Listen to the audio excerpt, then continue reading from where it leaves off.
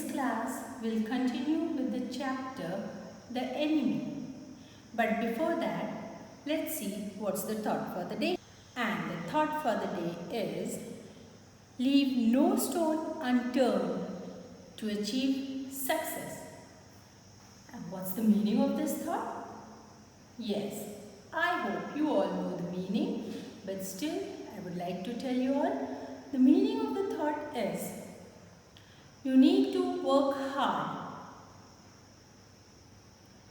in order to achieve your goal. Whatever types of efforts you need to make, don't think about it, just go on making efforts, right? And in doing so, the amount of hard work that you will be putting into that work, it's really going to be paid. It will be paid in the form of success. And if at all it is not success, you will at least learn to how to do the things. So, whenever you feel you cannot do anything, just think that let me give a try, let me try. Maybe this way or the other way. Just keep on changing the ways, go on doing the hard work, and I'm sure you will be tasting success. So with this note, let's continue with our chapter, which also somewhere agrees with the thought that we have shared today. How we have seen how Sadao had been facing a confusion. He was in a dilemma what to do with this American. But later when he decides, he operates the American, that is the enemy, and he puts all his efforts to make the American live. And as it was said, leave no stone unturned to achieve success. Same way, Sadao's efforts also got colors and he was successful in saving the life of the American, the enemy. So let's now continue with the chapter and see what happened ahead when the servants, they declared that it would be difficult for them to continue with their services. Why? Because their master is not loyal towards his country. He loves American because he had been to America. So now coming back to Japan, he forgets the situation, the relation that Japan has with America. And in spite of all these things, he is trying to save the life of the enemy, the American. We are on page number 37 and on the second paragraph. It is not true, Sadao said harshly. Americans are our enemies. But I have been trained not to let a man die if I can help it.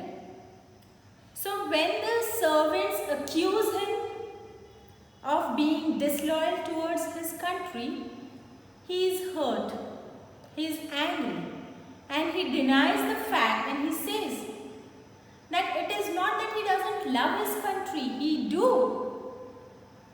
But the thing is, it is his profession. The things that are taught to him, that if you are in a condition, if you are in a position to help a man save his life, you should be doing it. The servants cannot understand that, she said anxiously. So the wife, she also gets worried as the husband is worried, is angry, is annoyed. So she only tries to pacify him and tells him that they are servants. They don't have that high thinking power. They are not capable of thinking from that aspect, and so do not expect it from them. No, he agreed, and to which even Sadao agrees. Neither seemed able to say more. and somehow the household dragged on. The servants grew more watchful. Their courtesy was as careful as ever, but their eyes were cold upon the pair to whom they were hired.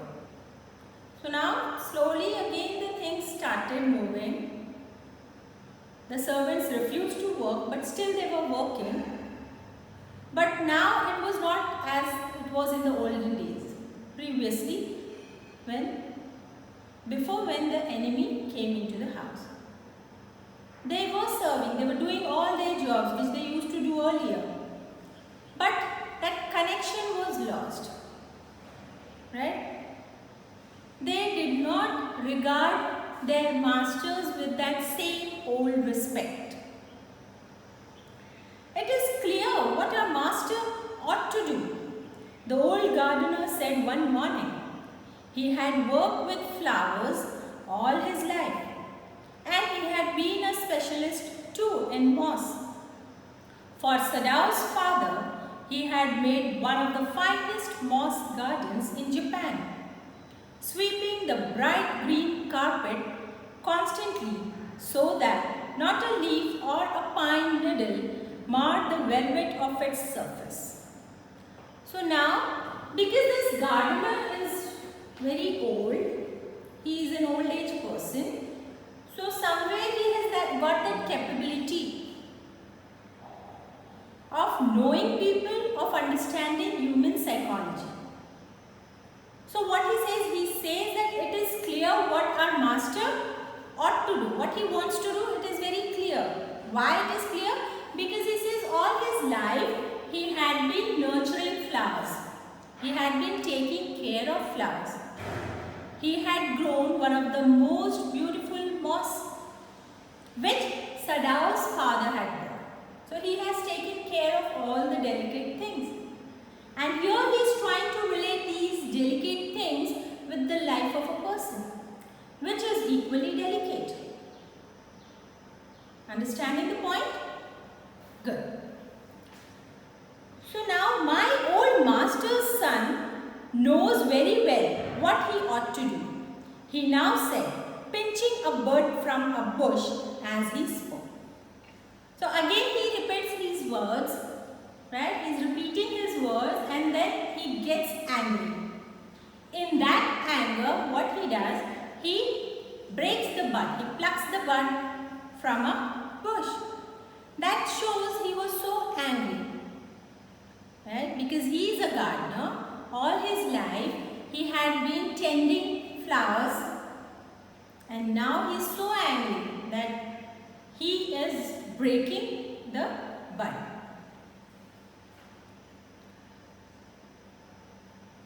When the man was so near death, why did he not let him bleed? So he says when he was about to die, what was the need for him to save the enemy? He could have let him to die. He would have died. That young master is so proud of his skill to save life that he saves any life. The cook said contemptuously. Now these both servants, the gardener and the cook, they keep talking to each other, right? And the subject of their talk was always the enemy and the reason why the doctor had to save him. So this lady, the cook, says that he is so proud of his skill. We have seen how Sadao is one of the renowned surgeons in Japan. Right? He is so famous for his skills. And she says he just wants to show off. But he doesn't understand that it is not that everybody he has to save. He should be saving a right person, and saving an enemy was something wrong in her eyes. She split a fowl's neck skillfully and held the fluttering bird and let its blood flow into the roots of the wistaria vine. So she is in the kitchen, she is cooking.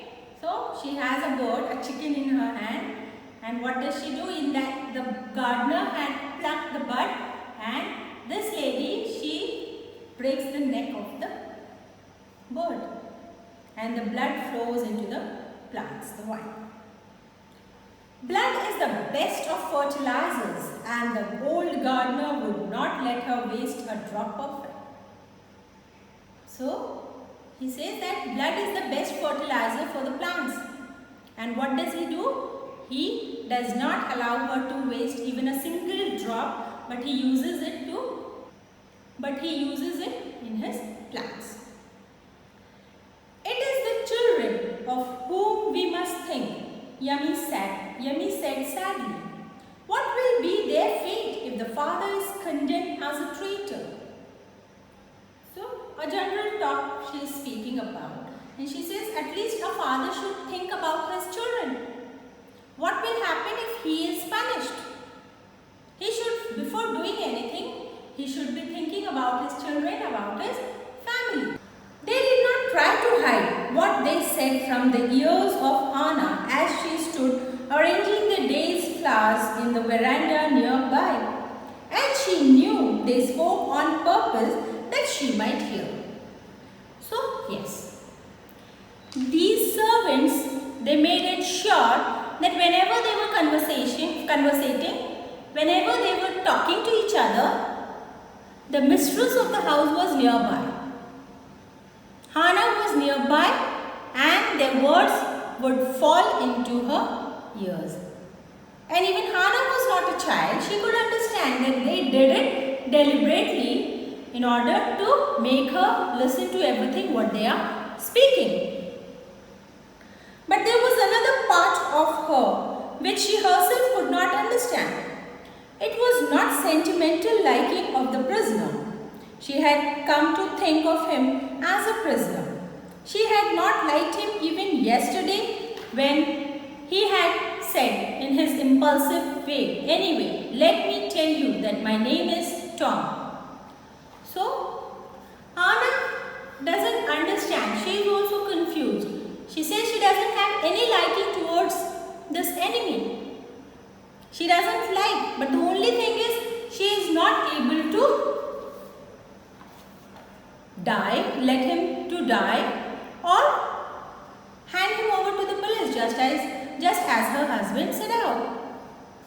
Anyway, let me tell you that my name is Tom. She had only bowed her little distant bow. She saw hurt in his eyes, but she did not wish to assert it. Indeed, it was a great trouble in this house. So, when the prisoner, the American, introduced himself to her in a Japanese manner, she greeted him, and that was automatic. It was not on purpose. But she knew that the entire house is on trouble because of this enemy, this prisoner. As for Sadao, every day he examined the wound carefully. The last stitches had been pulled out this morning, and the young man would, in a fortnight, be nearly as well as ever. So for Sadao, he was only a patient, right, whom he was treating. So he would examine him daily on regular basis, and when today the last stitches were taken out, were removed, he said that it would take another 15 days, after which the prisoner, the American, would be alright, he would be perfectly fine. Sadao went back to his office and carefully typed a letter to the chief of police reporting the whole matter. On the 21st day of February, an escaped prisoner was washed up on the shore in front of my house. So far, he typed, and then he opened a secret drawer of his desk and put the unfinished report into it. So somewhere Sadao is pinched. He is troubled with the thought that he had been disloyal towards his country. He had cheated his country by saving the prisoner. So he types a confessionary letter. But he doesn't complete it. The incomplete letter he puts quietly into the desk of his drawer. On the 7th day after that, two things happened.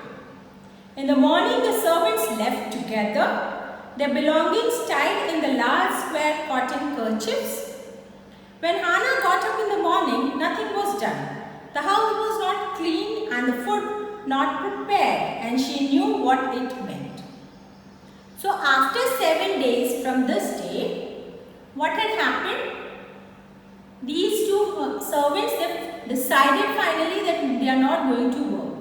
They packed all their things and they were about to leave. In the morning, Hannah saw that these people did not do any work, which meant that now they will discontinue with their work at home. She was dismayed and even terrified, but her pride as a mistress would not allow her to show it. So she was unhappy.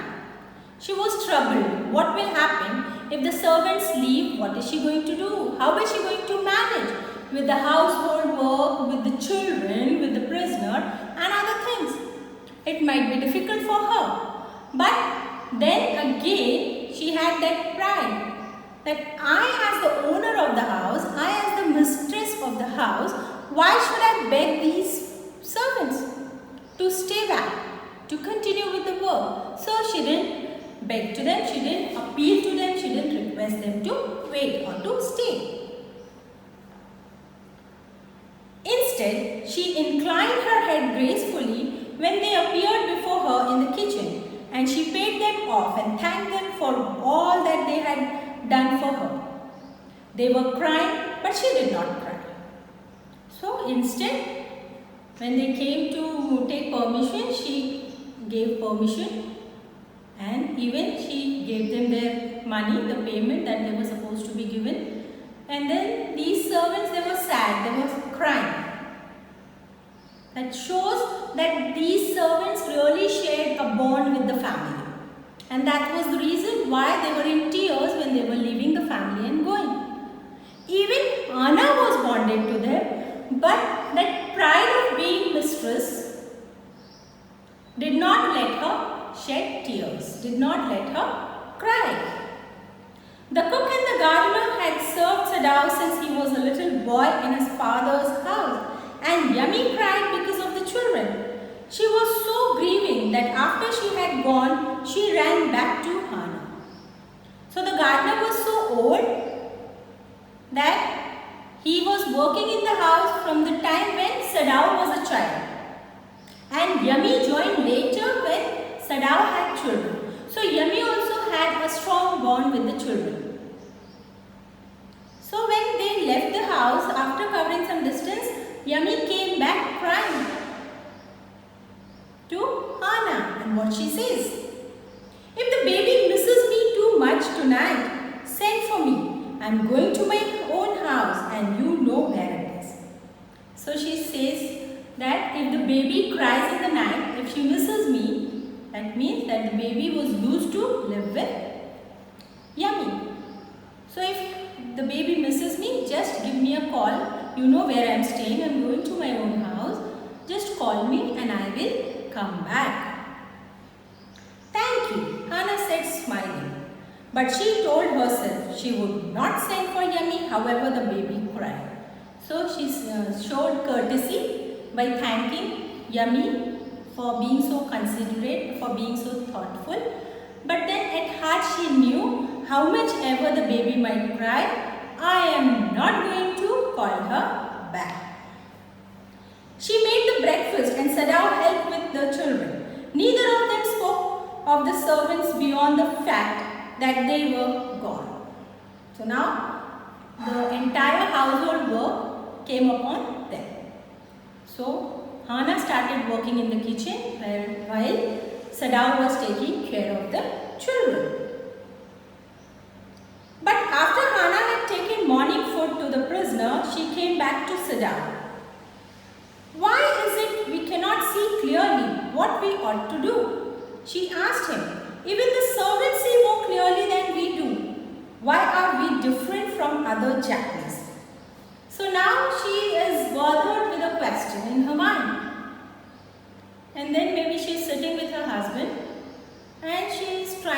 find out the answer where she is unable, so she asks the same question to her husband. Are we missing on something? Is it something that we are not able to see? Something which even the servants can understand and they can see? Why it is and what it is? Sadao did not answer, but a little later he went into the room where the prisoner was and said, Bugsy, today you may get up on your feet. I want you to stay up only 5 minutes at a time. So Sadao does not answer to Anna and he goes to his room, the prisoner's room, quickly, disturbed, and he says that from today you can stand on your feet, but not more than 5 minutes. Tomorrow you may try it twice as long. It would be well that you get back your strength as quickly as possible. So daily you are going to increase the amount of time. And it would be better, he says, that you get on your legs as soon as possible. He saw the flicker of terror on the young face that was still quite pale. Okay, the boy murmured. Evidently, he was determined to say more. I feel I ought to thank you, doctor, for having saved my life. So, he saw, Sadao could notice when he was talking to the prisoner, he noticed that there was a fear on the face of the boy. And he silently, very quietly, he murmured, okay. And he says, I want to say something more. I want to thank you, doctor, for saving my life.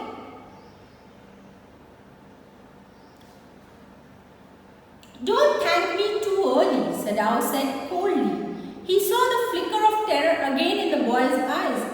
Terror as unmistakable as an animal's.